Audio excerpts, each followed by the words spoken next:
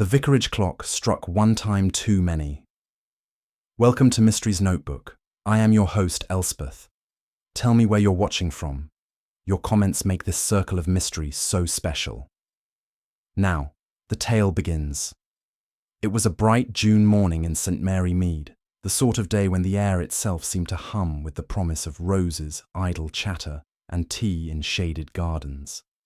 The vicarage garden, with its neatly trimmed hedges and exuberant borders of delphiniums, was in perfect form. From the drawing-room windows, one could see the pale green of the lawn stretching to the orchard wall, dappled in sunlight. The Reverend Arthur Penrose, a tall, mild man with thinning hair and a fondness for tweed, was in his study preparing the final notes for the parish's summer fete. His wife, Margaret, bustled in the kitchen, issuing instructions to the maid about cakes and sandwiches. It was, by all accounts, an entirely ordinary morning. At precisely 11 o'clock, the old long-case clock in the hallway chimed as it always did. 12 chimes at noon, 6 at 6. A comforting rhythm in a house where life ticked along in dependable fashion. But at 20 minutes past 11, something most irregular occurred. The clock chimed again. Once, twice, 3 times, until it had struck 14 times in all. Margaret Penrose, halfway through a sentence to the maid, stopped abruptly. The clinking of teacups ceased. From the garden came the faint scrape of a rake, halted mid-stroke by old Mr. Jeffreys, the gardener. And in the study, Reverend Penrose lifted his head with a frown. "It must be the works," he murmured, though his voice sounded oddly uncertain. The clock, after all, had belonged to the vicarage for generations. No one could remember it doing such a thing before. Before the day was out, half the village would know of it, the clock that struck 14. It was exactly the sort of thing St. Mary Mead relished. Quaint, peculiar, entirely ripe for speculation. By mid-afternoon, Mrs. Weatherby had already suggested it was a warning. "From beyond," she whispered, while Mr. Partridge at the grocer's counter muttered about mechanical faults and loose weights. Miss Hartnell declared it was a bad omen, and Mrs. Price Ridley said she wouldn't be surprised if it were the prelude to something dreadful. Miss Marple, sitting primly by her cottage window with her knitting, heard the story from young Lily, the vicar's maid, who had stopped in to deliver some fresh eggs. 14, Miss Marple. Can you imagine? Lily's eyes were wide. Mr. Penrose says it was nothing, but Mrs. Penrose looked pale as milk. Miss Marple's needles clicked softly. 14, you say? That is rather more than one expects from a clock. She smiled faintly, but her eyes were thoughtful. In St. Mary Mead, peculiar happenings seldom stood alone. And while the village laughed and speculated, Miss Marple knew that such oddities, no matter how trivial they seemed, had a way of marking the beginning of something rather serious. The fete was scheduled for Saturday. By then, the clock's extra chimes would be the least of anyone's concerns. The news of the clock had made a neat circuit of St. Mary Mead by tea-time, stopping at every stoop where the roses leaned generously over the garden walls, and at every parlour where the summer sun drew lace patterns across polished tables. By evening, it was discussed in tones ranging from the arch to the solemn. Mrs. Weatherby related it with a little shiver to anyone who would listen, adding, without quite knowing why, that she had slept poorly the night before and dreamed of footfalls in the church. Mr. Partridge at the grocer's, who had once mended a barometer and considered himself therefore conversant with mechanisms, announced that such aberrations were common in elderly clocks, and that modern workmanship was better, though he conceded that the long case in the vicarage was a very sound piece, mind you, very sound. Miss Marple, who had known many things described as very sound that proved to be nothing of the sort, threaded her way through these remarks as gracefully as she threaded her wool. In the morning, she chose a small basket, tucked in a pot of her red currant jelly for the fete stall, and set out at a comfortable pace for the vicarage. Her manner with Lily at the door was warm, almost absent-minded, the way one might be with a niece encountered at market. Inquiries after Lily's mother, a soft cluck about the heat, and then the mildest question about whether Mrs. Penrose might be in need of anything for Saturday. Lily, flattered and a little grateful, admitted that flour had been dear and that Mrs. Penrose had worried about the sponge cakes. Miss Marple said she had a little extra, and perhaps if she might see Mrs. Penrose. Margaret Penrose was not one to make a display of worry. She prided herself on the smooth running of the vicarage and the quiet decency of a clergy wife. Yet there was a tightness to her smile that morning, and she pressed Miss Marple's hand an instant too long. "You are kindness itself," she said. "The jelly looks impeccable. Arthur will be so pleased." They took tea in the small morning room, the windows open to the garden. Through them came Mr. Jeffreys's steady scraping in the borders and the murmurous buzz of bees. Miss Marple let conversation rest on petty triumphs. The roses would be perfect for the flower table. The Women's Institute had at last agreed on the pricing cards, before she let herself be mildly surprised that the vicarage clock had not sounded on the half-hour as she had expected. Margaret's eyes flickered toward the corridor. "Oh, yes, that. One hears the oddest things," Miss Marple said, as if apologizing for having ears. "Lily said it had a fit of enthusiasm. 14 is quite energetic." Margaret managed a laugh and, after a moment, said more quietly, "Arthur thinks it is nothing. He says we must not be superstitious." Miss Marple's hands, small and blue-veined, lay gentle on the cup. "Superstition is only the poor relation of experience, my dear. Sometimes she has a point, but is abominably mannered about making it." If Margaret Penrose did not entirely understand, she seemed comforted by the phrasing. She asked if Miss Marple would like to see the new arrangement in the hall. The flower pedestal had been moved. And Miss Marple, who seldom refused to look at anything when invited, followed her out. The long case stood as it always had, against the far panel by the study door. Oak, warmly gleaming, with a modest brass dial and a small floral engraving no one noticed any more. Miss Marple admired it, for that was only polite, and took the measure of its height and the sway of its pendulum with the appreciative glance of a woman who had watched many things keep time.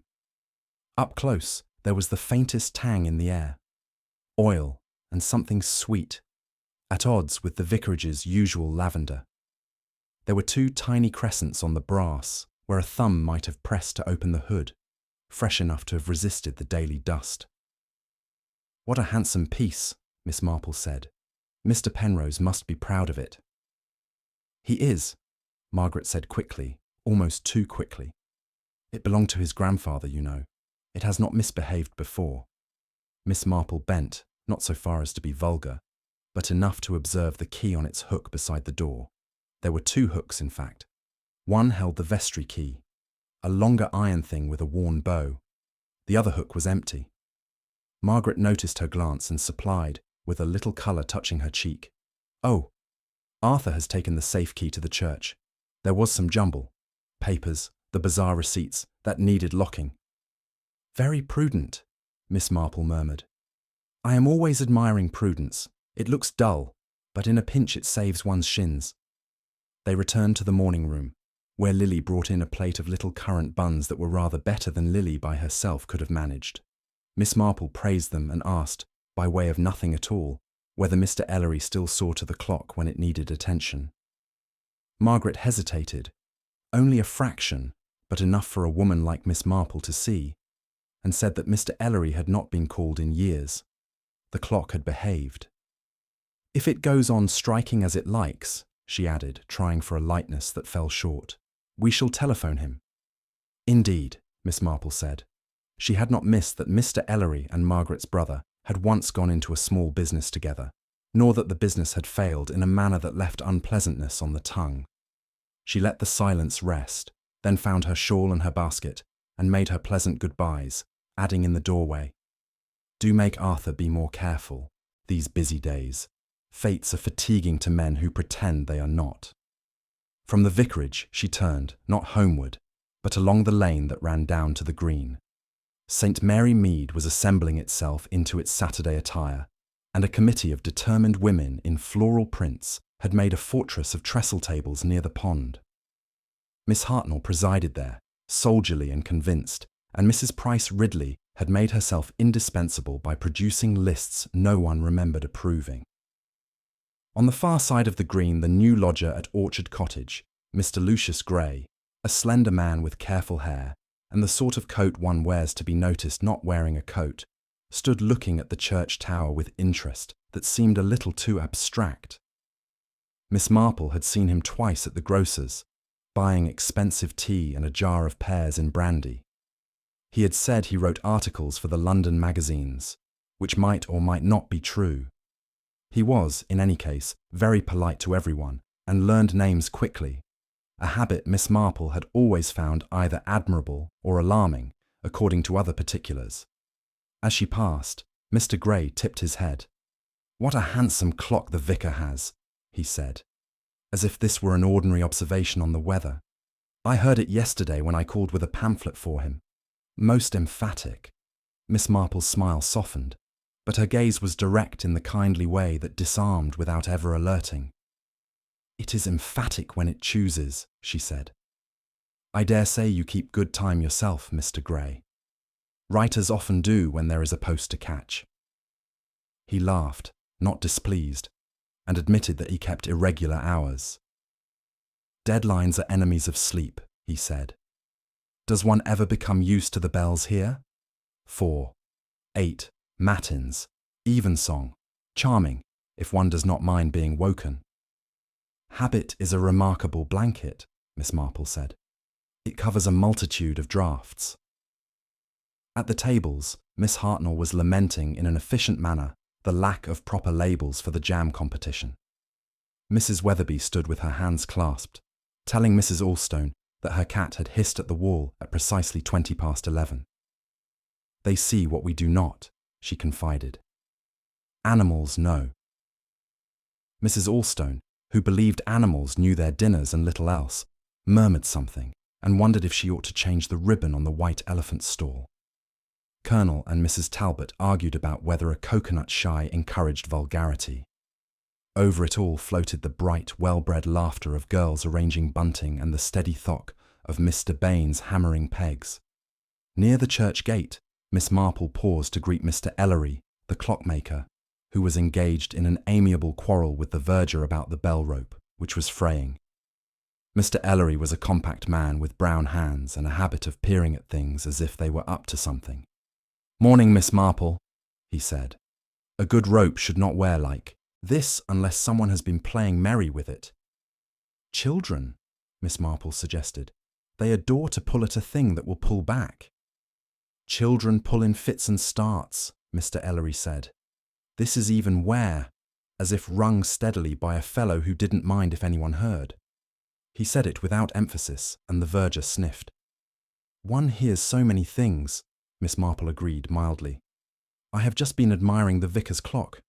It is nice when old things keep to their habits." Mr. Ellery grunted assent. "That one's reliable.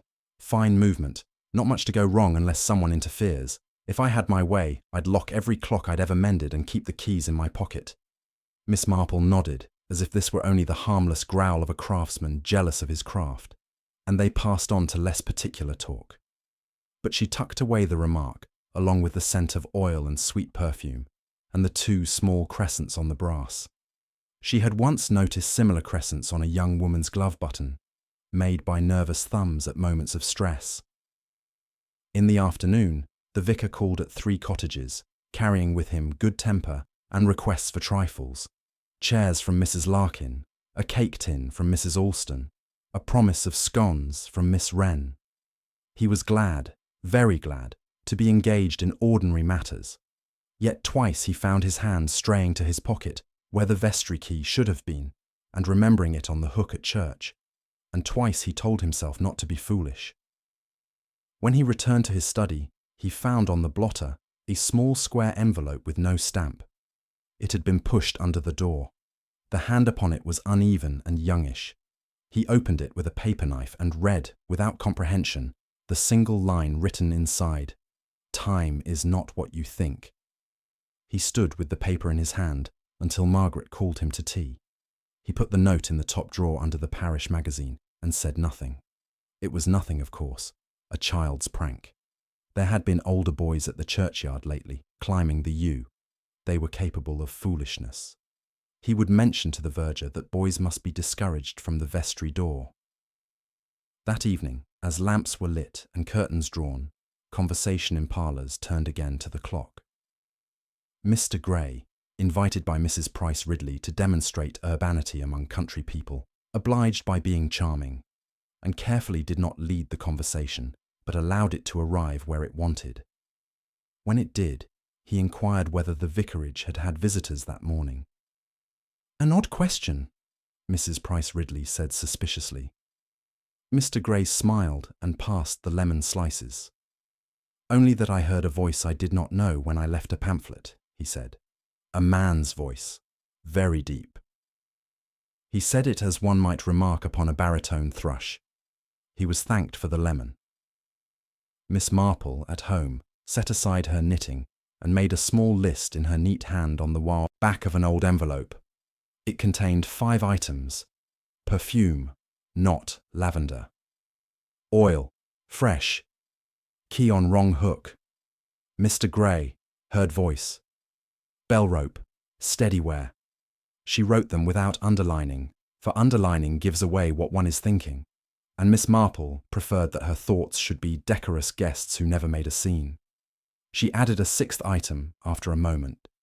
Margaret, pale. Cause domestic, Brother Harold? Then she prepared her supper, cold ham and a boiled potato, quite sufficient, and listened to the comfortable tick of her own clock, which had struck correctly every day since her nephew had mended it years ago, with a spring pilfered, she suspected, from an alarm. At the vicarage, Lily took a tray up to the spare room. "For Mr. Penrose's guest," Margaret had said, her voice steady now, her face composed. Lily had been surprised.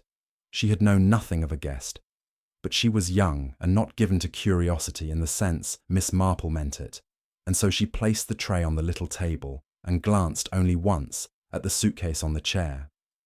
It was new, dark leather, and bore a paper label turned face down.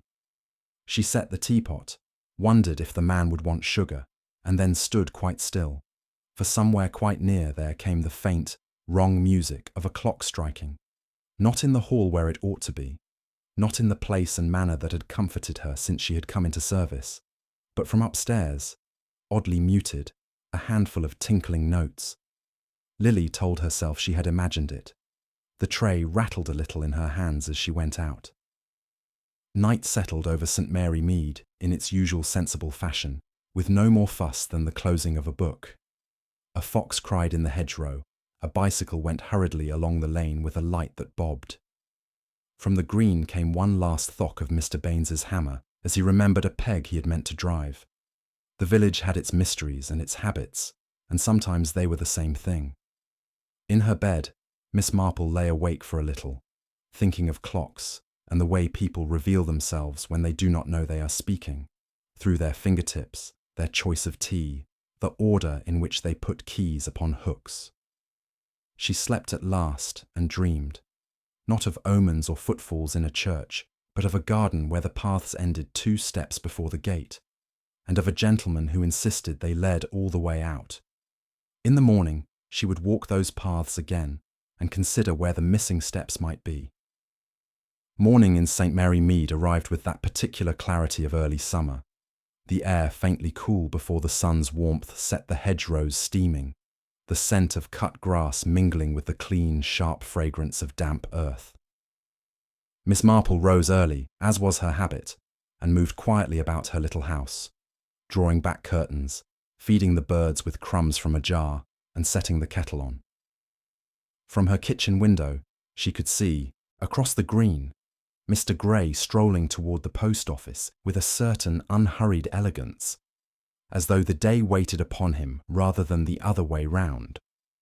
She noted he carried no letters, only his walking stick, and paused to greet Mrs. Weatherby with exaggerated civility.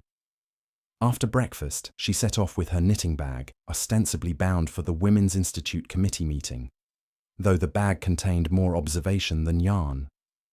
The meeting was to be held at the church hall, and as she passed the vicarage, she noticed that both the drawing room and the upstairs spare room curtains were drawn back. Lily was at the gate, polishing the brass latch with unnecessary vigour. "Busy day," Miss Marple remarked in her mildest tone. Lily made a face. "That gentleman up there, Mr. Penrose's guest, he's ever so particular about his breakfast. Sent the eggs back twice." "That must have been trying," Miss Marple said, sympathetic without encouraging gossip. "Oh, I don't mind," Lily replied, though her voice held the faint injury of one who does. "Only, he asked the strangest question. Wanted to know if the church clock struck the quarter hours at night." Miss Marple adjusted her sun hat. "And what did you tell him?" "That I never took notice," Lily said. "But he said he'd heard it, clear as day, at midnight. It woke him up." She shrugged and bent again to the latch. At the church hall, the committee was already assembled in varying stages of amiable disarray. Mrs. Price Ridley was pressing upon all present the necessity of moving the tombola nearer the tea tent, while Miss Hartnell stood firm that the tea tent must remain by the green to encourage passing trade. Miss Marple took her seat without comment, noting that Mr. Ellery, the clockmaker, had come in to speak with the verger and now lingered by the doorway, his brow furrowed.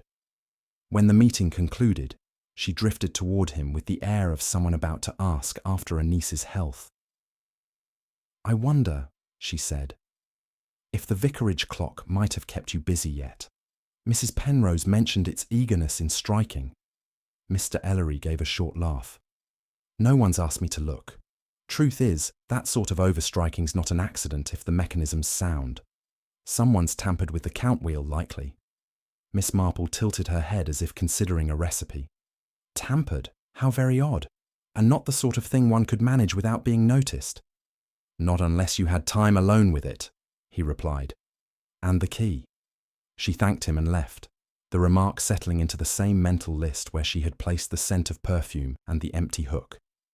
It was habit, she reflected, that so often betrayed people, changing a key's place, handling an object in a way its owner would not, or knowing the wrong details at the wrong time. Outside, Mr. Gray had joined the vicar, and the two men stood in the shade of the lich gate, deep in conversation. Mr. Gray's manner was friendly, yet there was something faintly insistent about the angle of his stance, as if he were pressing for some agreement. Miss Marple caught the end of a phrase, quite certain it was at 4, before the vicar, seeing her approach, broke off to greet her with his usual mild warmth. "Good morning, Miss Marple. The preparations are coming along splendidly." "So I see," she said. "And how is your guest enjoying our little corner of the world?" The vicar's eyes shifted almost imperceptibly before he answered. "He's a friend of Margaret's family, in need of a quiet stay. Writing something, I believe." Mr. Gray smiled faintly. "A biography, actually. One hears the most curious stories in the country." He nodded politely and moved away toward the high street, his stride unhurried, but his gaze momentarily flicking toward the vicarage. The vicar made a vague remark about needing to check the flower arrangements and excused himself. Miss Marple, left alone, regarded the lich gate's carved beam, noting a faint scuff on the inside edge as if someone had scraped a case or trunk against it recently. It was a trivial thing, yet she tucked it away with the rest. She spent the early afternoon in her garden, pruning and deadheading with care, but her thoughts returned more than once to the peculiar symmetry of the facts so far.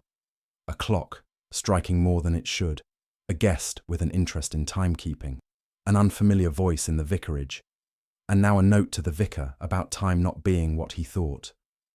It was not yet enough to form a picture, but the outlines suggested themselves if one looked sidelong. Around 4 o'clock, she set out to deliver a jar of marmalade to Mrs. Larkin, whose hens had been the subject of some amusement lately for roosting in the old hayloft. Passing along the lane by the churchyard wall, she heard voices, low, urgent. She slowed without appearing to do so. It was Margaret Penrose and Mr. Gray. "You must see," he was saying, "that I only want what's mine." Her reply was muffled, but the tone was tight, almost pleading. "It's not yours to take. You don't understand." Miss Marple stepped lightly on, the murmur fading behind her. She reflected that quarrels in public spaces were rarely intended to be entirely private. More often, they were the careful letting out of steam before a larger explosion. When she returned home, the light was lowering into that golden hour when the village seemed to hold its breath. She had just set the kettle to boil when there came a knock at her door. It was Lily, looking unsettled. "Miss Marple, I shouldn't trouble you, but Mrs. Penrose sent me for some of your lavender water. She says it helps her headaches. Only—" Lily hesitated, twisting her hands. "Only I thought you ought to know. Mr. Ellery's been to the vicarage. I saw him leave not 10 minutes ago, and he looked odd, like he'd seen something he didn't expect." Miss Marple fetched the lavender water without comment, and when Lily had gone, she stood for a moment in her quiet parlour. If Mr. Ellery had indeed been to the vicarage, it meant either the vicar had asked him, or someone else had quietly, without wishing the matter to be public. Either way, she thought, the clock was not done speaking. At dusk, as she sat knitting by the open window, the vicarage clock struck the hour. 1, 2, 3. She paused, counting in her head. At 9 it should have stopped, but it went on, 10, 11, 12, until it reached 14 once more. Somewhere in the village a dog barked, then fell silent, and in the pause after the final chime, before the air quite settled again, Miss Marple thought she heard the faint scrape of a window sash being lowered. The next morning would bring the fete, and with it more visitors to the vicarage than it had seen in months, and Miss Marple, who had watched many such convergences of people and circumstance, knew that when secrets came to a head, they rarely did so quietly. The fete morning dawned with that deceptive calm peculiar to English villages before a day of public bustle. The sky was a pale, cloudless blue, and the air already carried the mingled scents of baking, fresh-cut grass, and the faint tang of brass polish from the church railings. By 8 o'clock, the green was alive with activity, stall-holders arranging their tables, bunting being strung between poles, and the vicar moving from one group to another with his pleasant, slightly harried smile. Margaret Penrose, immaculate in a cream summer frock, supervised the cake stall, though her glances toward the vicarage were frequent and fleeting. Miss Marple arrived at a sensible time, neither too early to be pressed into heavy lifting, nor so late as to seem disengaged. She took her place near the tea tent, ostensibly to assist with cups and saucers, but from that vantage point she could see both the vicarage garden gate and the side path leading to the churchyard. She noted, without appearing to, that the spare room curtains remained drawn, though the rest of the vicarage was wide open to the morning. Around 9:30, Mr. Gray appeared, smartly turned out in a linen suit, strolling from the lane with an air of polite interest. He greeted several villagers, accepted a programme from Mrs. Weatherby, and made a point of pausing to compliment Margaret on the arrangement of her sponge cakes. The exchange was cordial enough to the eye, but Miss Marple's years of watching human theatre told her it was a performance. Margaret's smile too fixed, Mr. Gray's voice pitched just a fraction too low for the bystanders to hear clearly. At the coconut shy, Mr. Ellery was adjusting the stands, his sleeves rolled up, when the vicar approached him with a nod and a word. Miss Marple could not hear what passed between them, but she saw Ellery's mouth tighten before he shrugged, as if in resignation, and returned to his work. The vicar moved on quickly, but his hand went again to his pocket in that unconscious gesture Miss Marple had seen before, feeling for the absent vestry key. The morning wore on with the gentle chaos of a village fete. Raffle tickets sold, jars of jam judged, and the air punctuated by the occasional thud of a mallet on the high striker. Miss Marple poured tea, listened to Mrs. Price Ridley relate the thrilling history of her gooseberry preserve, and all the while kept a discreet eye on the vicarage gate. It was just after 11 when she saw Lily emerge, carrying a covered tray toward the green. The girl set it on the cake stall table and spoke briefly to Margaret, who nodded, then turned and glanced, not at Miss Marple, not at the crowd, but toward Mr. Gray, who was standing alone at the edge of the green watching the ring toss. He looked away almost immediately, but not before Miss Marple caught the flicker of recognition that passed between them. At noon, the church bells rang for the opening speeches, and the villagers gathered in a semicircle near the bandstand. The vicar spoke warmly of community spirit, the history of the fete, and the good works of the parish. There was polite applause, followed by a blessing, and then the stalls resumed their cheerful trade. But the moment the formalities ended, Miss Marple saw Margaret slip away toward the vicarage, her movements brisk and businesslike. 5 minutes later, Mr. Gray followed, not by the garden gate, but along the side path by the churchyard wall.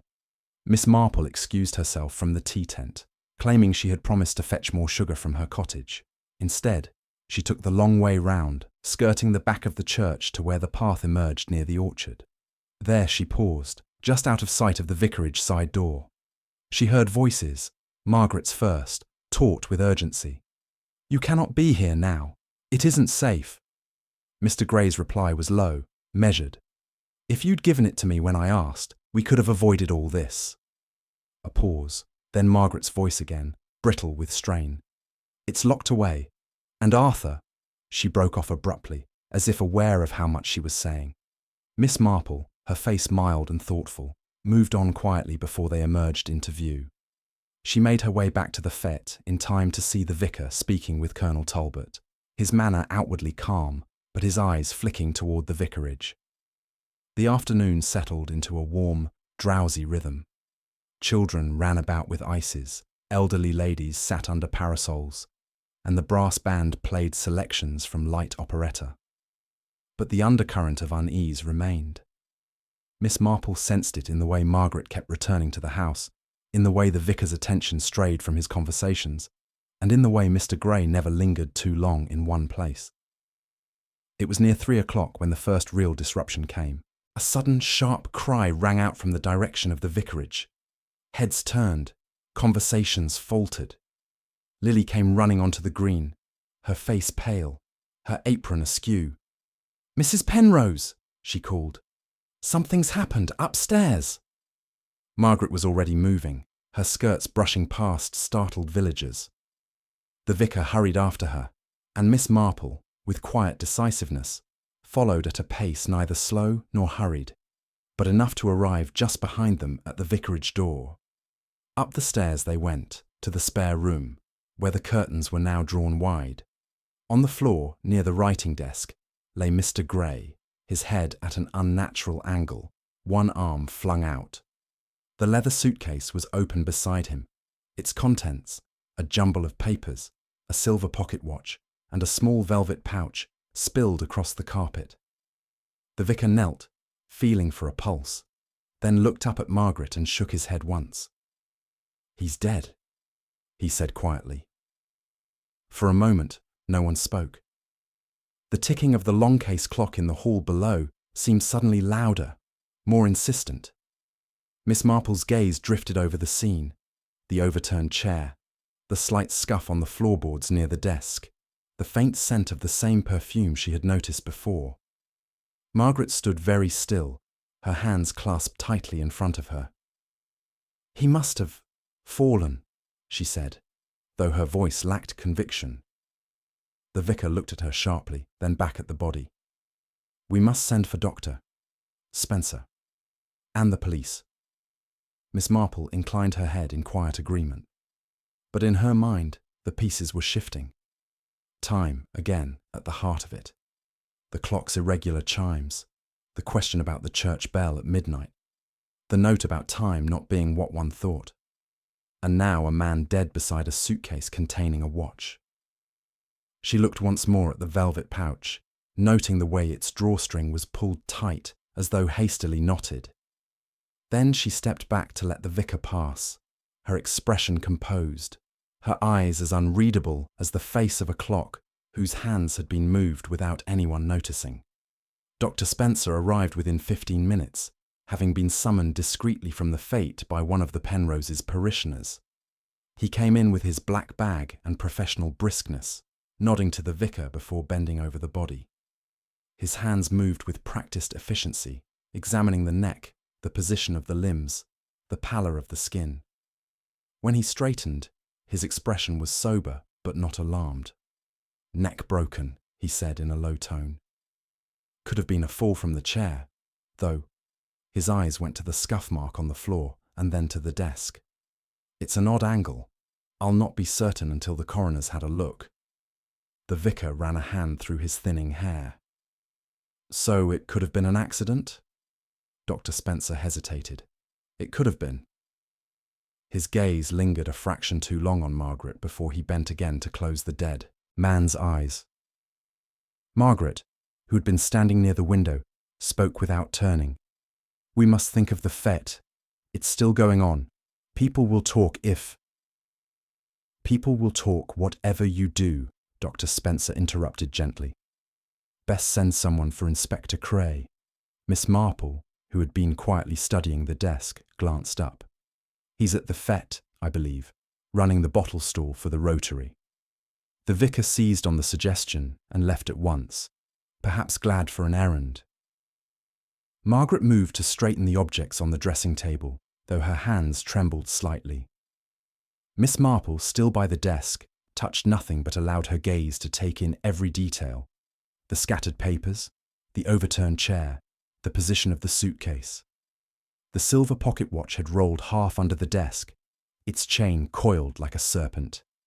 She bent as if to adjust her shoe, noting the dial frozen at precisely 20 minutes past 11. When Inspector Cray arrived, a broad man with a ruddy complexion and an unhurried manner, he listened to Dr. Spencer's account, then to the vicar's brief explanation of how the man had been found. Cray's eyes moved slowly over the room, lingering on the suitcase and the watch. "Name?" he asked. The vicar cleared his throat. "Mr. Lucius Gray. He was a guest." "And how long had he been staying here?" 3 days, Margaret answered, her tone clipped. "Purpose of his visit?" Margaret hesitated, and in the pause, Miss Marple said mildly, "He told me he was writing a biography." Cray gave her a nod of polite recognition. "Ah, Miss Marple, you've an eye for things." "I've an eye for knitting," she said, the corners of her mouth turning upward almost imperceptibly. "And sometimes for people." The inspector questioned Margaret a little further, then turned his attention to the desk. "Nothing touched?" "Not since I found him," the vicar assured him. Cray opened the suitcase, sifting through the papers without haste. Among them were typed pages, several envelopes, and a small leather-bound notebook secured with an elastic band. He set this aside, flipping open the velvet pouch. Inside was a signet ring, heavy gold, engraved with an unfamiliar crest. Miss Marple watched the inspector close the pouch again, her mind ticking quietly over the list she kept. Perfume, oil, key on wrong hook, bell rope, the overheard quarrel, the note about time. And now the watch stopped. At the same moment, the vicarage clock had first struck 14. When the formalities were finished and arrangements made for the body to be taken away, the fate had already begun to thin. The bright chatter on the green had dulled into the low hum of speculation. Mrs. Price Ridley was telling Mrs. Weatherby that she had always thought Mr. Gray's hair too carefully combed to be entirely honest. Miss Marple returned home for an early supper. Her small parlour felt particularly still after the day's noise, and as she sat with her teacup, she thought again of the watch. Why stop it at that precise time unless one meant to mark it? And if it had stopped by accident, what made that time significant? She recalled Lily's report that Mr. Gray had asked about the church bell at midnight.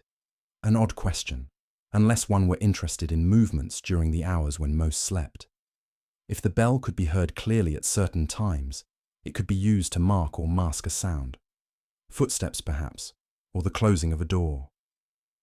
At 7:30, the vicar himself called, looking more worn than she had ever seen him. "Margaret thought I should tell you directly. Inspector Cray believes there may have been foul play. He sat heavily, accepting the tea she offered. I can't think why anyone would harm him.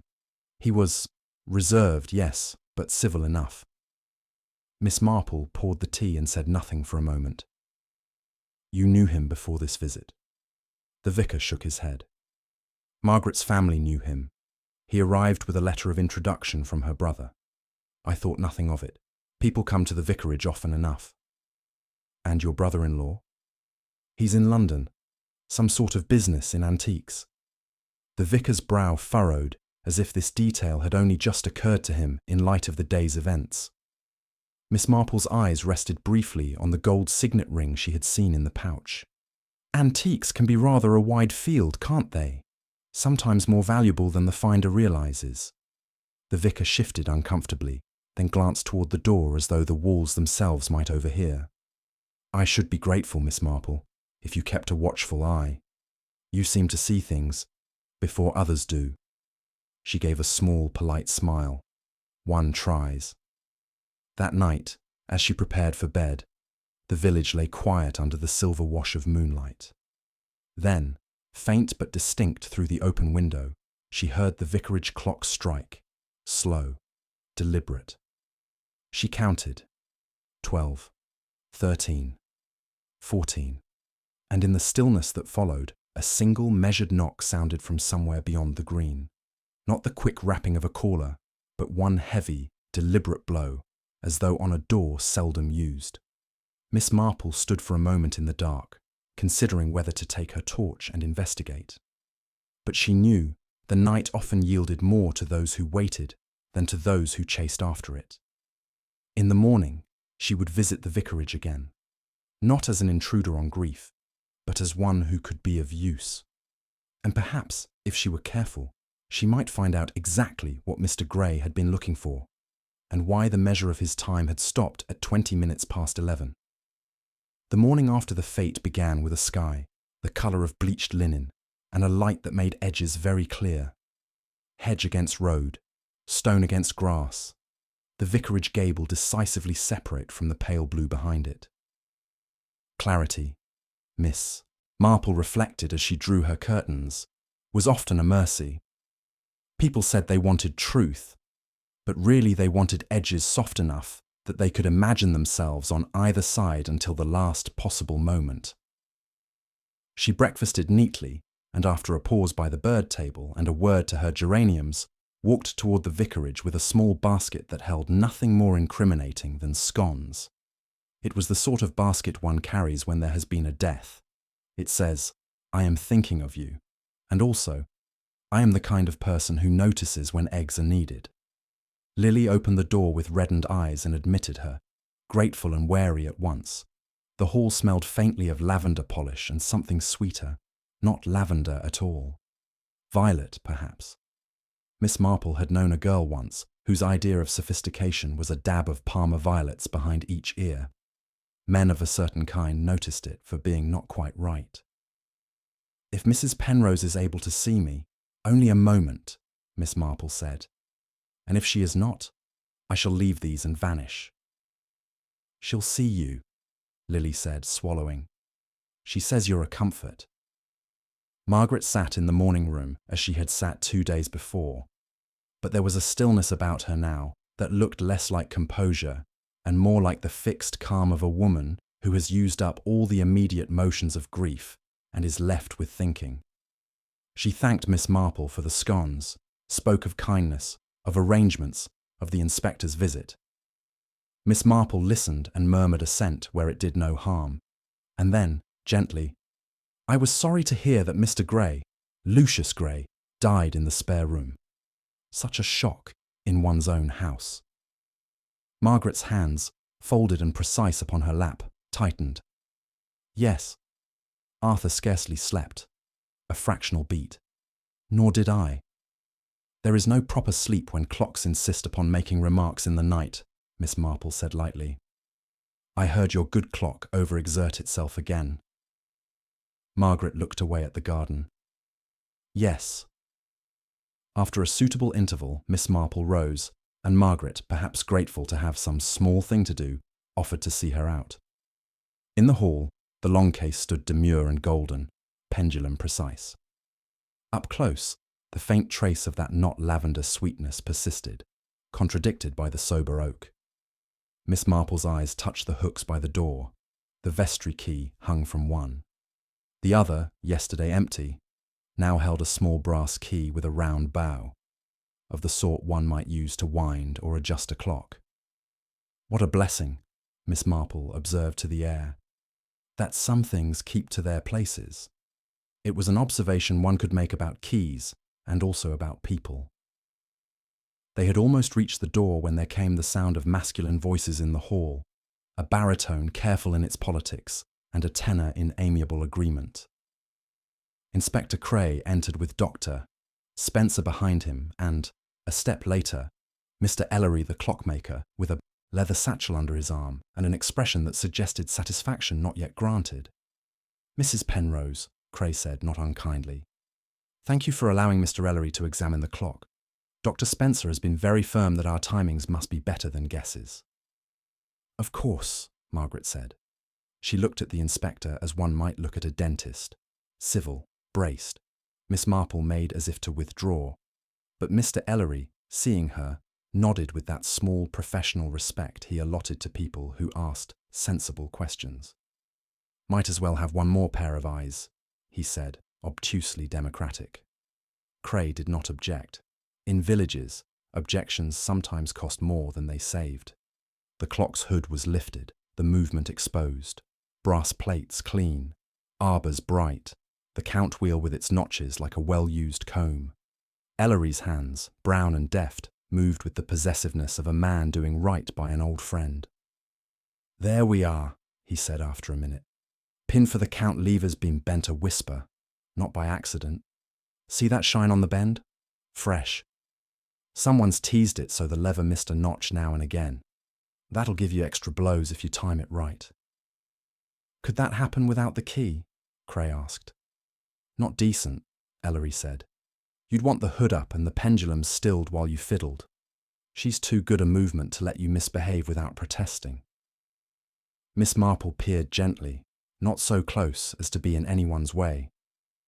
On the brass lip of the hood, she observed two faint parallel scratches, level with a thumb's usual bracing place. Beside them, almost an afterthought on the metal, a pale smear that caught the light differently. Powder. She thought of Lily's latch, polished and smelling of metal, of Margaret's careful hands without a smudge upon them, of a sachet in a drawer. Dr. Spencer, who had the look of a man whose comfort lay in the knowable, cleared his throat. As to Mr. Gray's death, there were no obvious marks of a struggle, and yet the position of the neck is not consistent with a simple fall. The coroner will say more, but I'd like to know when exactly we think it happened. Cray looked to Mr. Ellery, then to the clock. "We are trying to place the overstriking last night. 12, 13, 14. It was heard at a little past midnight by several people on the green. 1/4 past, Lily ventured from the doorway, startled to be speaking. "It woke me, sir. And the day before yesterday, late morning, 20 past 11, Miss Marple added mildly. "There seems to be a taste for that moment." Cray's eyes narrowed a fraction. "Just so, Miss Marple." He gestured. "Mr. Ellery?" "Easy enough to make a clock say more than it should, if you know your way round one," Ellery said. "Harder to do it without being seen." He replaced the hood with a possessive click. "I'd like the key kept where it belongs." "It is," Margaret said quickly, a shade too quick. "We found it, in a drawer by the telephone. I must have tidied without thinking." "People do many things without thinking," Miss Marple reflected, "and some of them are tidying what is inconvenient." Cray thanked Ellery and Dr. Spencer and took them away to the spare room, leaving Miss Marple momentarily with Margaret in the hall. The hall had its own acoustics, a way of holding breath. "You have had a dreadful time," Miss Marple said, very soft. "And one can so easily do the wrong thing from a wish to do right." Margaret stared at her. For a very small moment something unguarded and frightened moved under the surface of her composure, then was gone. "You are very kind.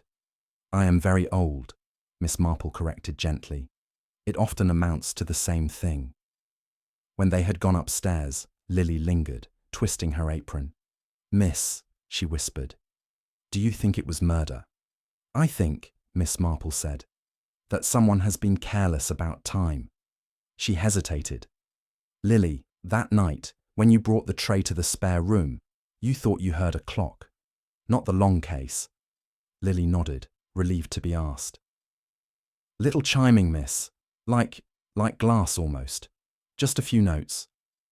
A travelling clock, Miss Marple said. Or a small carriage clock. Did you see one? No, miss. But there's a little green case on the mantel now. What wasn't there before? Inspector took out a clock from it, looked at it, then put it back. Thank you, Miss Marple said. You are very helpful when you do not try to be. She left the vicarage and walked to the church by the side path where the grass was worn. In the porch, the verger was worrying the bell rope with a repairer's anxiety and a parishioner's thrift. Morning, Miss Marple. Inspectors asked if anyone was in the church last night. Were they? Door was on the latch when I came at 7, he said, affronted by laxity. Rope's worse. It's not children. I know children's pulling. This was steady, like someone timing something. Made a dull knock too. South door. I thought I dreamed it. You didn't, Miss Marple said. Night contains more wakefulness than it admits. She sat a moment in a pew, hands folded in the manner of one at prayer, though her mind moved briskly. A small clock upstairs producing delicate chimes to confuse a maid's ear. A long case that could be made to overstrike if teased at just the right moment. A bell rope worn by steady hands at an hour when the village slept. A pocket watch stopped at 11:20, and a note to the vicar that said time was not what he thought. Someone, then, for whom time was a tool. She thought of the quarrel behind the churchyard wall. It's locked away, Margaret had said, and Arthur with his hand going automatically to a pocket where a key was not. Inspector Cray found her there because inspectors in villages soon learn where wisdom chooses to sit. Miss Marple, he said, lowering himself into the opposite pew. You've heard more than most and said less than any. I can tell you this much. The dead man's name may not be Gray. We found letters addressed to a Lucas Greystone in his notebook. And there's a bill of sale, blank buyer, for a signet ring matching the one in that velvet pouch. Came from a dealer in Clerkenwell. Antiques, Miss Marple said, as if remembering the price of mutton. Mrs. Penrose's brother is in that line. Cray looked at her with a sort of weary gratitude. So, the vicar told me. There's also this. He drew from his pocket a folded paper in an evidence envelope. Pushed under the vicar's study door yesterday. Time is not what you think. I had thought that went missing, Miss Marple said, not at all surprised. It is a useful sentence, true enough to be plausible and vague enough to be quoted. Dr. Spencer says the injuries could be from a fall, if someone was taken off guard and wrenched about the head. No marks on the wrists, no bruises we can see yet. But the watch stopped at 11:20. Why choose that? Because it is an hour you can alibi, Miss Marple said softly. At 11:20, a great many people were precisely somewhere, with witnesses. At 3 in the afternoon, fewer are watching the stairs. Cray made a dissatisfied sound. If it's murder, I've too many who might have wished him elsewhere.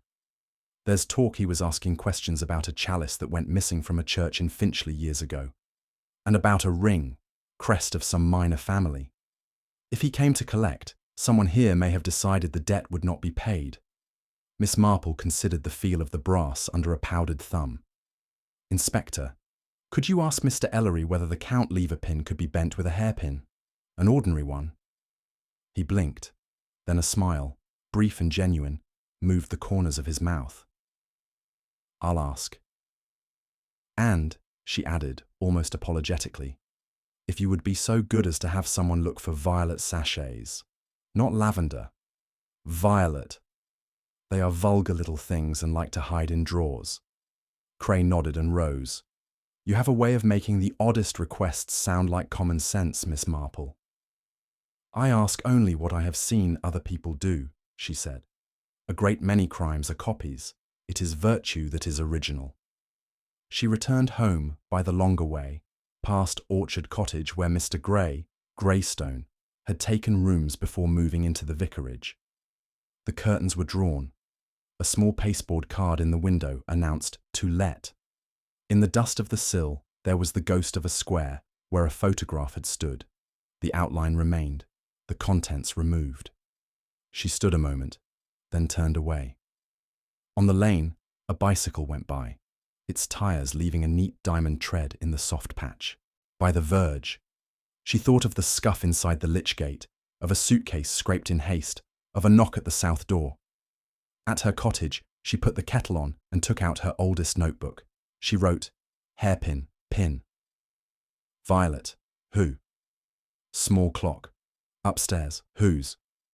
Ring, Clerkenwell, Harold. Bell rope, alibi noise. Watch stopped. Spectacle for 11:20.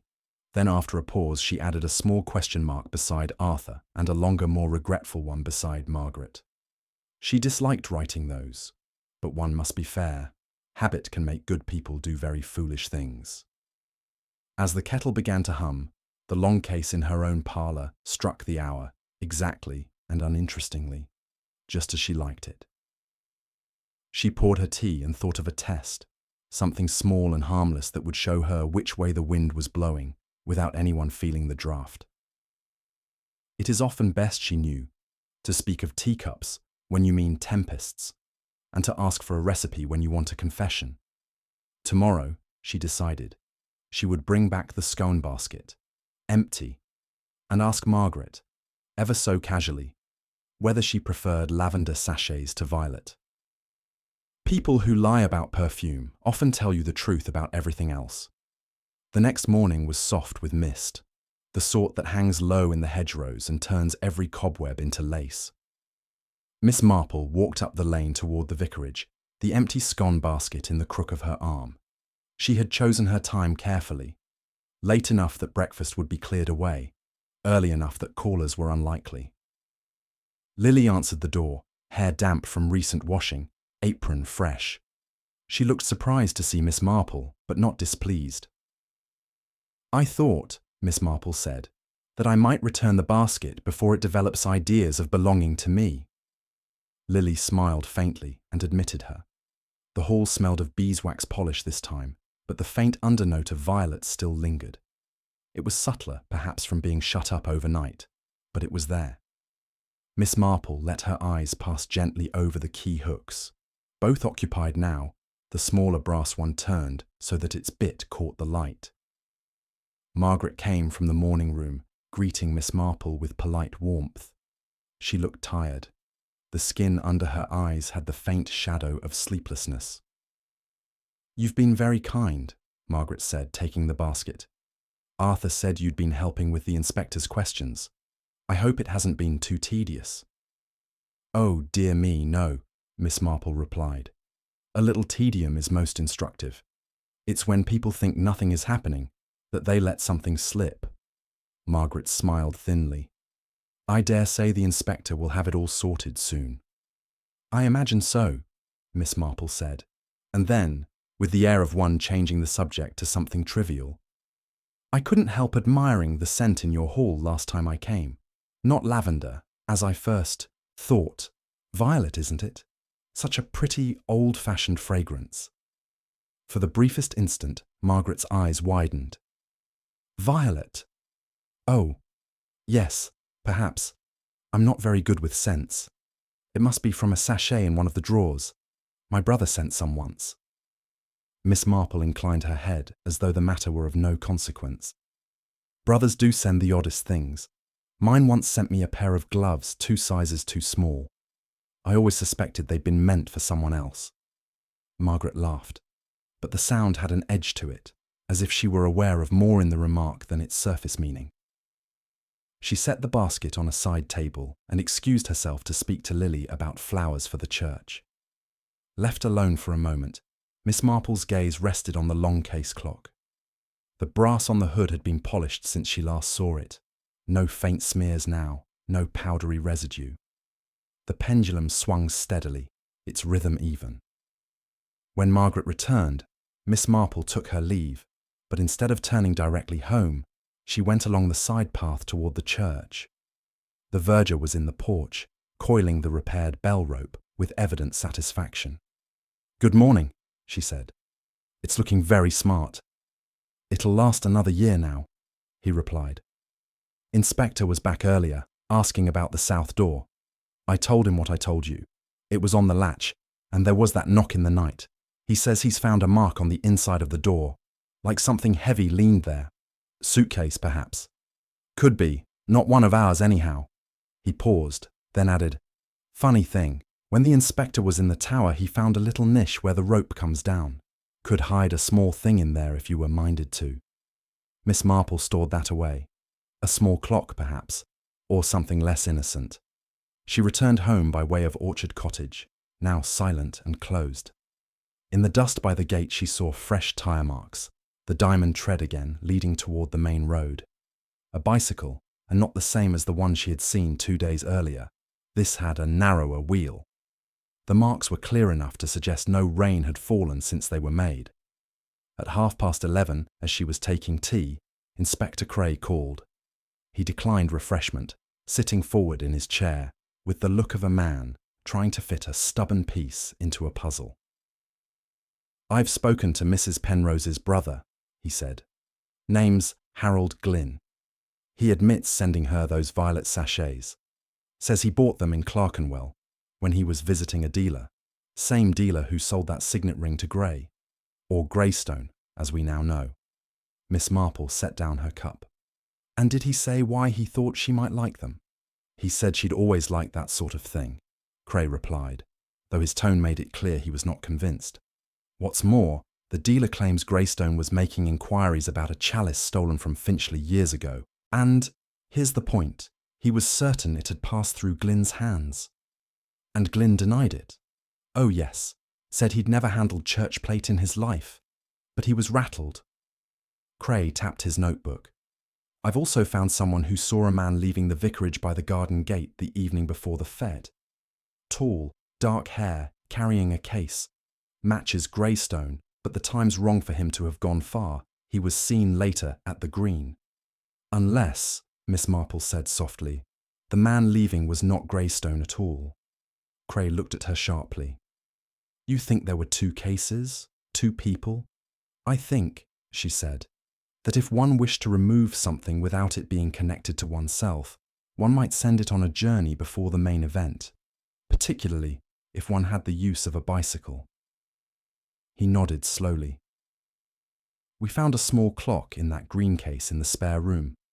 It's been tampered with so it chimes irregularly, delicate little sound, just enough to distract. Could have been used to confuse the time of death if someone heard it and thought it was the long case." Miss Marple folded her hands. "A chime to fix a memory at the wrong moment. Clever, if one's only witnesses are half asleep." Cray hesitated, then said, "Mrs. Penrose claims she was in the kitchen when she heard the overstrike at midnight. The vicar says he was in his study. Both could be true, and both could be untrue." "They could," Miss Marple agreed. "And the truth might lie in who had the clock key and when." Cray stood. "I'll keep you informed. But between you and me, Miss Marple, I've a feeling the motive's in the past, not the present. That ring, the chalice. I'll need proof before I can do anything with Glynn." When he had gone, Miss Marple sat for some time without moving, her eyes on the little notebook, where her list of clues grew longer. She wrote, "Green case, small clock, moved. Bicycle, narrow tyre, recent. Glynn, dealer, ring, chalice. Violet, cover scent. Man leaving, before fate, not Greystone." She was still considering when a shadow fell across her garden gate. It was Lily, cheeks flushed from haste. "Miss Marple, I shouldn't be here, but I thought you ought to know. Mrs. Penrose sent me to the attic for some linens, and I found this behind a trunk." She held out a small cloth-wrapped bundle. Inside was a silver chalice, tarnished but unmistakably church plate. Miss Marple's eyes rested on it for a long moment. And did Mrs. Penrose know you found it? Lily shook her head. She was out in the garden. I came straight here. Then you must be very careful, Miss Marple said. Very careful indeed. And say nothing to anyone, not even the vicar. When the girl had gone, Miss Marple set the chalice on her table, the misty light touching its worn engraving. A dangerous thing to have, and even more dangerous to have, hidden in the vicarage. The question now was whether Margaret had put it there to keep it from her husband, or to keep it from someone far more dangerous. Either way, the clock was still ticking, and Miss Marple intended to be there when it struck again. Miss Marple left the chalice where the misty light caught its curves, her hands resting lightly on the table's edge. It had the feel of something both precious and perilous, an object that, once revealed, could not be made unseen. She knew she could take it straight to Inspector Cray, but something in her long years of watching human affairs urged caution. Too quick a revelation might scatter truths before she could see where they landed. Instead, she wrapped it again in the linen Lily had used and placed it in a shallow wicker tray on the sideboard, covering it with a folded tea towel so ordinary that anyone glancing in might think it was just another domestic bundle. At 10:30, she put on her hat and set out toward the high street. Her path took her deliberately past the vicarage, where Margaret was in the front garden, trimming a rose bush with slow, careful motions. Miss Marple paused at the gate. "Such beautiful blooms," she said, her voice mild as cream. "Though I always think roses resent being cut in damp weather." Margaret looked up, eyes guarded but polite. "I find it keeps them from tangling. The inspector came earlier, asking more questions about the fate. Arthur said we must cooperate fully." "And so you must," Miss Marple agreed. "It is surprising, though, how often small, overlooked details turn out to be important. Why, just yesterday I came across an old piece of silver in my attic that I'd quite forgotten about. One can never be too sure what is tucked away." Margaret's shears paused mid-air. "Really?" "Oh, yes," Miss Marple said lightly. "An old christening mug. Not nearly as handsome as a chalice, of course." Her tone carried no emphasis, yet Margaret's knuckles tightened briefly on the shears before she resumed her trimming. Miss Marple walked on, noting the faint, irregular scrape of the blades against the stems, not the rhythm of a woman wholly at ease. The grocer's shop was brisk with trade, and she lingered there just long enough to hear Mrs. Weatherby confide to Mr. Partridge that she had seen a man in a dark coat cycling out of the village the afternoon before the fete. Not one of ours, mind you, and with a satchel strapped to the back. The description was vague enough to fit half the county, but the detail of the satchel chimed in Miss Marple's mind with the scuff on the lich gate and the diamond tread in the verge. From the grocer's, she crossed to the post office, where the postmistress, a neat woman with a fondness for exactness, mentioned that a registered letter had been sent from the vicarage on the morning after the fete. "To an address in Clerkenwell," she said. "I remember because it needed a customs declaration, antique silver. Odd that, after all the talk in the village." Miss Marple made a small sound of interest, but asked no questions. It was better to let the postmistress enjoy her role as a discreet custodian of information. She would talk more freely if she felt she was only stating facts. Returning home, Miss Marple found Inspector Cray waiting at her gate. His expression suggested he was carrying more questions than answers. "I've traced the ring," he said without preamble. "It was stolen from a house in Surrey 6 years ago during a small, well-planned burglary. Never recovered until now. Dealer claims he bought it from a man matching Greystone's description, but the paperwork's a tangle. As for the chalice, I still haven't found it, though I've a warrant ready if I must search the vicarage." Miss Marple gestured him inside. "And if I were to tell you," she said, "that the chalice was found, yesterday, in the attic behind a trunk?" His eyebrows rose. "By you?" "By Lily. She brought it to me, quite without Mrs. Penrose's knowledge. I have it here." She fetched the bundle from the sideboard and unwrapped it, letting the silver catch the light. Cray leaned in, examining the engraving with the care of a man aware of the implications. "This is it," he said. "No question. But why bring it to you?" "Because," Miss Marple said calmly, "she trusts me not to shout before I understand. You see, Inspector, this chalice could have been hidden by Mrs. Penrose, or it could have been placed there by someone else entirely to implicate her. I think you'll find the key question is not who owns it, but who wanted Greystone to know it was here." Cray frowned. "You believe he was lured?" "I believe," she said, "that he came to collect something, and that someone arranged for him to find a trail leading straight to the vicarage. But when the time came, the thing he sought was either gone or guarded too closely. That may be why he ended up dead." Cray looked at her for a long moment, then wrapped the chalice again. "I'll log this as evidence, but I'll not act on it just yet. If you're right, the person who planted it will think it's still here." When he had gone, Miss Marple sat for a while, considering the next step. She suspected the clock's irregular chimes were part of a careful plan to fix the time of death in everyone's mind, creating an alibi for someone who had been elsewhere at the supposed hour. But to prove it, she would need to know exactly who had access to the clock key, and when. That afternoon she visited Mr. Ellery under the pretext of having her own mantel clock looked at. While he fussed with it, she steered the conversation toward the vicarage clock. "A fine piece," he said, "but she's been interfered with, and not by me. I told Inspector Cray the pin could be bent easy enough with a hairpin, if you know where to press. Mind you, you'd have to be alone with her for a few minutes." "Could it be done?" Miss Marple asked, "while someone fetched tea from the kitchen?" "Oh, easily," he said. "Wouldn't take longer than that to set her misbehaving." Back in her cottage, Miss Marple added to her list: "Clock tampered, moment alone. Tea fetched, cover. Registered post, Clerkenwell, antique silver. Satchel, bicycle, before fate."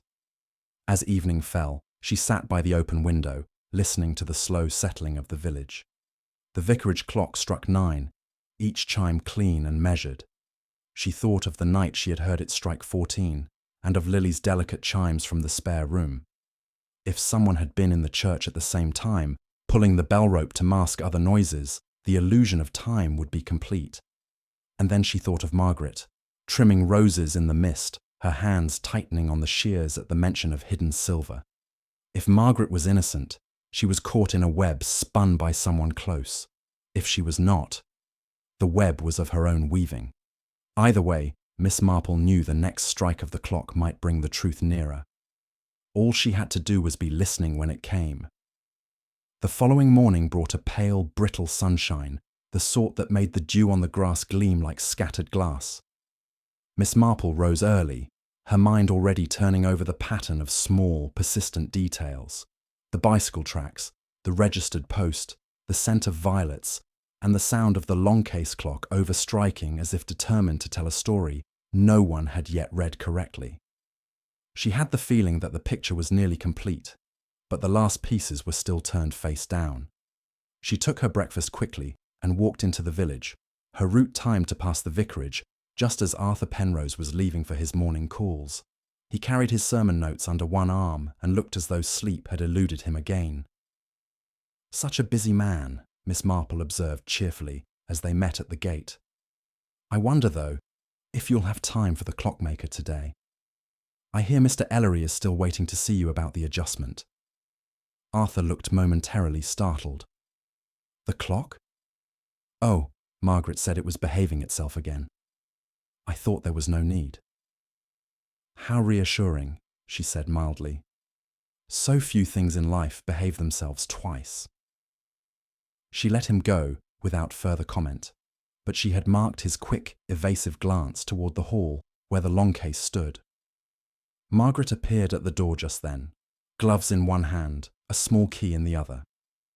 She tucked the key into her pocket as she came down the steps, and if she saw Miss Marple's gaze follow the movement, she gave no sign. "I'm on my way to the church to arrange the flowers," she said. "I've promised the inspector he can have the spare room this afternoon in case he wants to go over it again. I expect it will be quite inconvenient, but we must be obliging." "Indeed," Miss Marple agreed. It's surprising, isn't it, how the smallest arrangements can make all the difference to a room's appearance. Even the placement of a clock key, for instance. Margaret gave her a quick look, then turned away toward the path. Miss Marple did not follow immediately. Instead, she continued on to the post office, where the postmistress was sorting through a stack of envelopes with her customary precision. "Quite a bit of business with Clerkenwell lately," Miss Marple remarked, setting down a small packet of knitting wool to be weighed. The postmistress pursed her lips. "There's been some. That registered letter from the vicarage I told you about went to the very same street as another posted from the station 2 days earlier. Same neat, slanted hand. Could have been the same person writing both." Miss Marple collected her receipt and walked on, her mind supplying the picture. A letter sent quietly from the station before the fete, another from the vicarage the morning after, both to the district where the dealer had his shop. If Greystone had been pressing for an item's return, someone here had been trying to move it along before he could get to it, or to him. By midday, she had decided on a small test. She took from her cupboard an old gilt carriage clock that ticked erratically, but still chimed on the half hour. Wrapping it neatly, she carried it to the vicarage under the pretext of lending it while their spare room mantel remained empty. Margaret received her in the hall, accepted the parcel with polite thanks, and set it on the side table beneath the long case clock. "I thought," Miss Marple said, "it might be useful if you have overnight guests again. One always likes to know the time in the small hours." Margaret's smile was thin. "I'll be sure to wind it."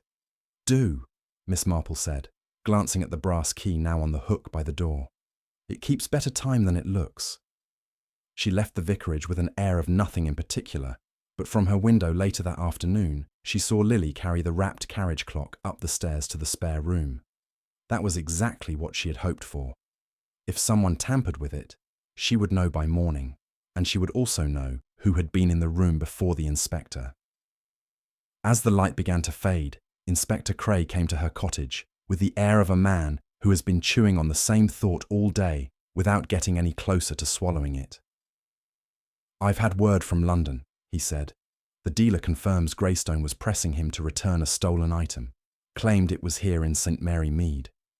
Dealer wouldn't say what, but I suspect it was that chalice, or something like it.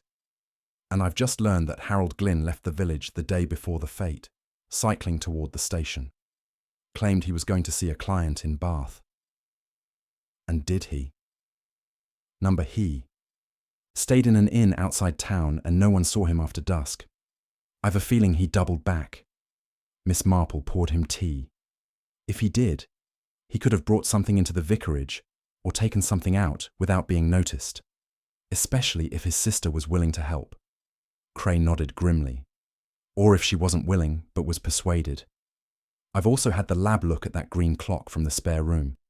It had been altered to chime off schedule, deliberately. That could have confused anyone about when they heard it." Miss Marple sipped her tea. "It would also fit very nicely with the long case overstriking at certain moments. Imagine 2 clocks marking the wrong time, and a bell rope in the church being pulled to disguise movements. The whole village could be made to believe an event happened at one time when it happened at another." Cray gave her a long look. "You think that's what happened to Greystone?" "I think," she said softly, "that he was alive later than most people believe, and that someone used the clock to give themselves an alibi.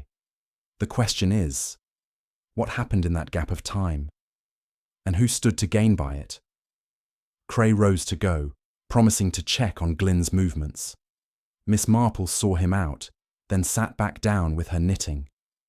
She was halfway through a row when she heard the vicarage clock strike 9, then 10, 11, 12, all the way to 14. She set down her needles. The timing was perfect. If she hurried, she could still be on the lane when whoever had set it to misbehave tried to slip away under cover of the overstrike. Pulling on her coat, she stepped out into the cool night air. The village lay hushed, save for the fading echo of the clock's last chime. Down by the shadow of the church, a narrow beam of light flashed briefly, then vanished, as though a torch had been turned off. Miss Marple moved quietly toward it, her steps slow, deliberate. Whoever was out tonight had just told her they still believed their game with time was working. And if she was right, the next conversation she had with Inspector Cray would give him exactly the piece he needed to bring the whole mechanism, both clockwork and human, into full view. Miss Marple did not go directly to the shadow by the church. She took the path that kept to the hedge, where the nettles brushed one's skirt and the moonlight fractured on leaves. The beam flared once more, brief, nervous, and then came that soft, unmistakable susurrus of rope running over wood, one slow pull, and then another, two even to be chance. She stood very still. A fox crossed the lane, paused to consider her, and vanished. Presently a figure, tall, coat collar up, slipped from the south door, pushed it to with a quiet, practiced hand, and wheeled a bicycle from the dark angle by the porch. The tyres left their neat diamonds in the patch of damp at the path's lip. He did not mount, he led it, keeping to shadow, and turned not for the road, but for the vicarage side gate. There he waited, counted in his head perhaps, then gave the faintest tap with a knuckle. The gate clicked. A slimmer shape, no coat, the pale oval of a face appeared. The briefest whisper of words passed, and both were swallowed by the garden. Miss Marple did not follow. She had seen all she needed, that someone had been in the church at the very moment the vicarage clock overstruck, that someone with the vicarage's confidence received him, and that the bicycle had made the same deliberate tracks she had seen before. She went home and sat a while with her hands on the table's edge, letting the picture settle. When at last she slept, it was with the snug assurance of a woman who has threaded a needle in failing light. In the morning, St. Mary Mead shook out its ordinary day. Milk was left at doors, and Mr. Partridge argued with a sack of potatoes as if it had wronged him. Miss Marple boiled her egg precisely 3 minutes and took it in the small parlour, where the sun fell kindly on worn oak. At 9:30, Lily's quick step sounded at the gate. "Miss," she began, breathless, "do forgive me. Mrs. Penrose asked if I might fetch the little clock you lent. Inspector says he wants the room exactly as it was, and we've moved it twice." "How inconvenient inspectors must be," Miss Marple said pleasantly. "Take it with my blessing. Did it keep you good time?" Lily looked uncertain. "It chimed, miss, but not as I expected. At 12 I thought I heard it. Just the softest notes. But then the big clock struck after, like it does. Only wrong again. It muddled me." "Muddle is sometimes a sign of design," Miss Marple said. "Please tell Mrs. Penrose I shall call at 11 with some receipts for the Women's Institute." When Lily had gone, Miss Marple wrote a neat card in her plain hand and sent it by a boy to Inspector Cray. "This morning, please, at 11:15 to the vicarage. Ask Mr. Ellery to bring a hairpin, preferably one that has not known respectability." She smiled at that and put on her hat. The vicarage was full of tidy quiet when she arrived. Even grief, in a clergy house, learns to set its chairs straight. Margaret received her with that courteous strain that looks to the unpracticed eye like composure. The long case ticked with innocent industry. The scent in the hall had changed, lavender now, as if something were being corrected. "I brought the jam receipts," Miss Marple said, offering a small bundle that was not receipts at all, but an old parish magazine folded convincingly. "One does so hate to mislay trifles." Margaret gestured toward the morning room. "You are good beyond measure. Arthur is in his study. Inspector Cray telephoned to say he might come." "How very diligent," Miss Marple murmured, and allowed herself to be placed on a small chair by the window, where she could see the study door, the hall hooks, and in the tall mirror the faint reflection of the long case's brass dial. She asked after lilies for the altar and the difficulty of making a decent sandwich with dear flour. When the hall clock chimed the quarter, she remarked, as if thinking aloud, "I have always liked a clock that keeps its own counsel. One can rely on it, even when people are tired and make mistakes." Margaret's hands were quite still on her lap. "Mistakes?" she said, level. "Oh, little ones. Putting the wrong key on the wrong hook, for instance." Miss Marple smiled. It is the kind of tidiness I have practiced all my life. Very hard to unlearn. Before Margaret could answer, the outer bell sounded, and Lily's quick step preceded Inspector Cray and Mr. Ellery. The inspector was grave. The clockmaker had the look of a man invited to show his skill before a class that might not appreciate the finer points, but would admire the flourish.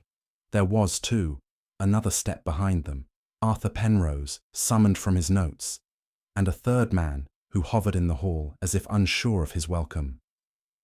"Mrs. Penrose," Cray said with the careful politeness of policemen in decent houses, "I'm obliged to you for indulging us. There are a few small things I wish to settle." His eye flicked, not by chance, to the hooks. The brass clock key hung in its place, bit turned outward. On the other hook, the vestry key stood, honest iron. "Mr. Ellery?" The clockmaker lifted the hood with the solemn tenderness of a verger taking down a chalice. "As I said, she's been set right," he announced. "No extra voices unless someone invites them."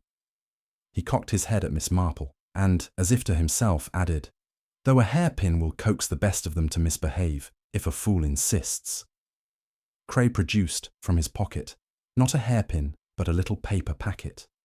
"This," he said, "was found in the niche by the bell rope in the church tower, the one that will hide a small thing, a lady's pin, bent, and with it, a scrap of scent pad, you know the kind, violet, likely used to keep brass smells off one's hands." Margaret made no sound.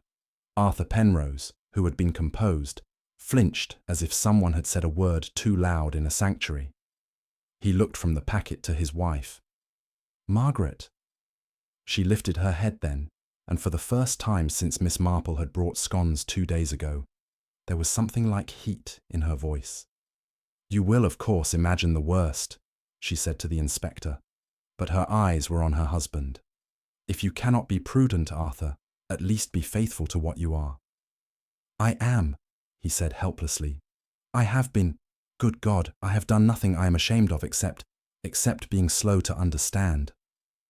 He swung toward Cray. "Inspector, I did not touch that clock. I did not touch any clock. You stopped the watch," Miss Marple said very gently, "because a man's hand on your wife's wrist will make a decent man do clumsy things."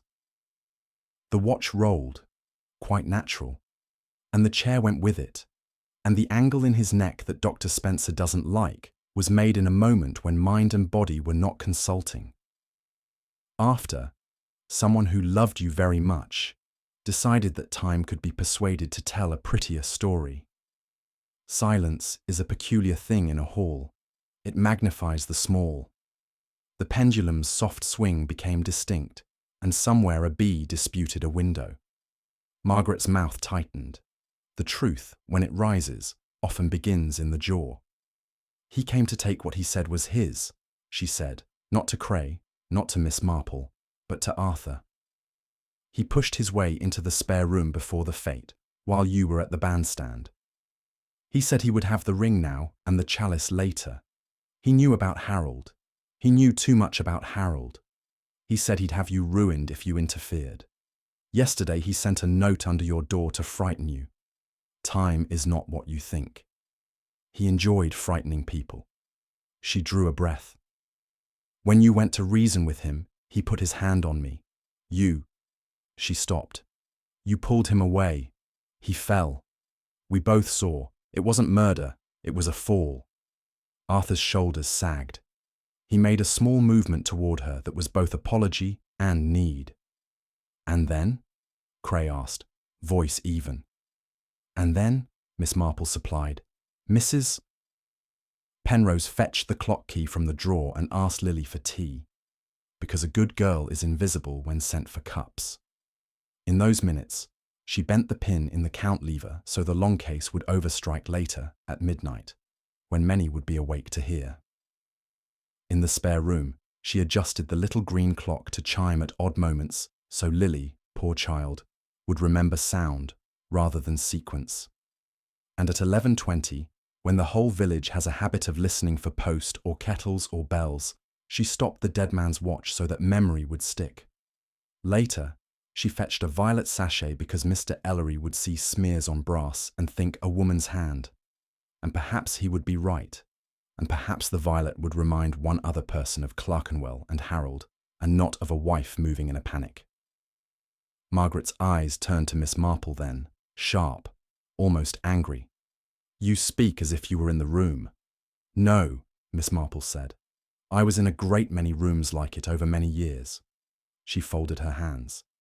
"Last night, when the clock overstruck again, a man came from the church with a bicycle, brought by the bell rope's cover, knocked at your side gate, and was let in. I imagine that was your brother. He is fond of violet sachets. He is also fond of drawing other people into his economies. He planted the chalice in your attic before the fete and rode away so that if Greystone made a scene, it would be your house that shook. Later, when things went wrong, he came to take the little green clock back from the niche so that the trick with time might not be found. Lily moved it before he could. She is quicker than he allows." The man in the hall, the hesitating third, stepped forward, then with the injured bravado of someone accustomed to the second-best entrance. Harold Glynn, neat tie a shade too jaunty, raised his chin. "You can't prove I was near that church last night." Inspector Cray held up the paper packet.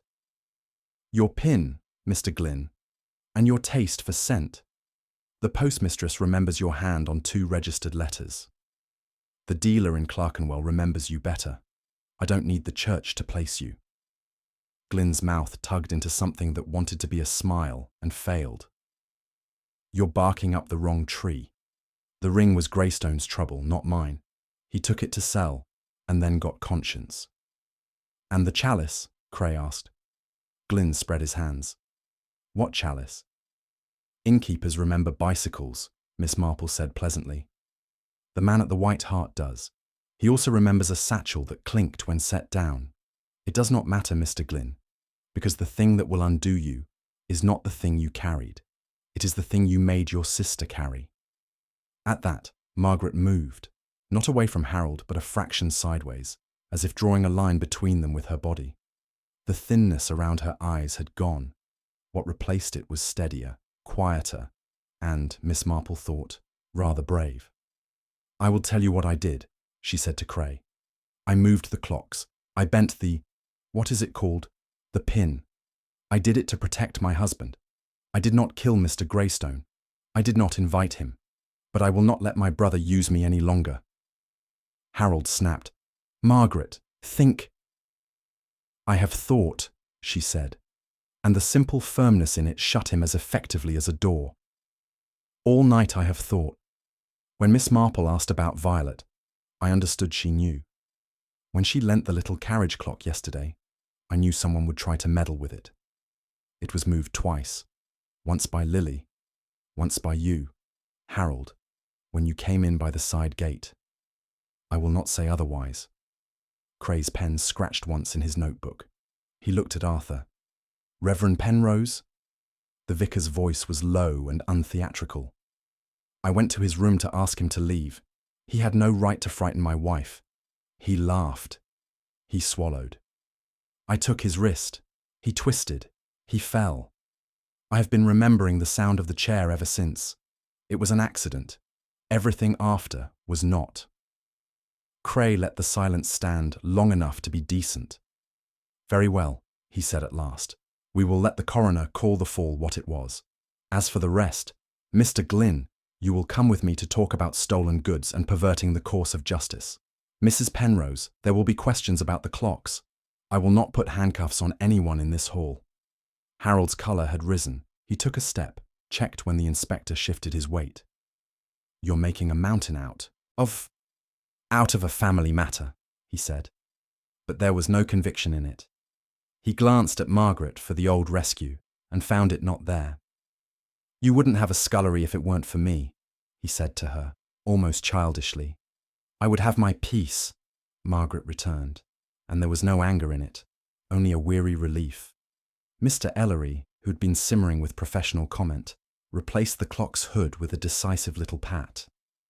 "There," he said to no one in particular. "She'll keep decent hours now." Miss Marple rose, smoothing her skirt.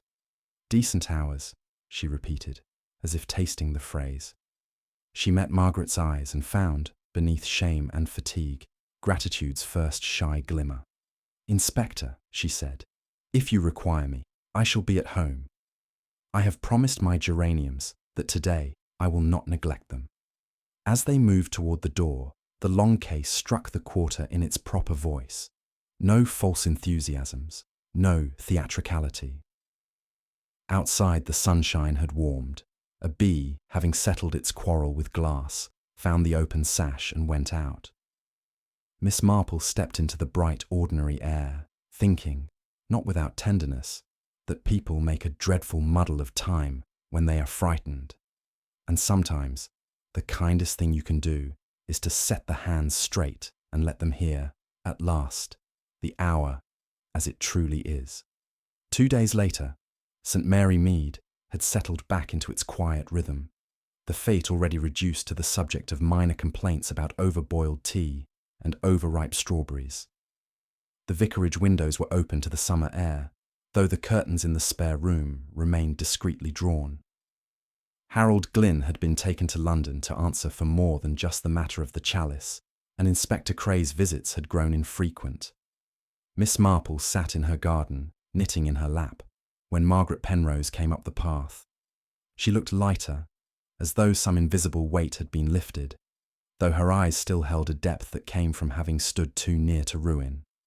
"I wanted to thank you," Margaret said quietly, "not just for helping the inspector, for understanding why I did what I did. I know you cannot approve of it." Miss Marple smiled faintly. "Approval is a very blunt instrument, my dear. I understand. And I hope you also understand that it could not be allowed to stand.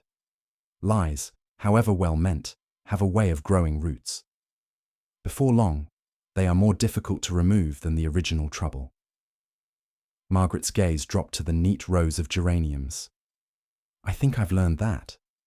Arthur says he wishes we'd told the truth from the start. Perhaps he's right." "He is right," Miss Marple said gently.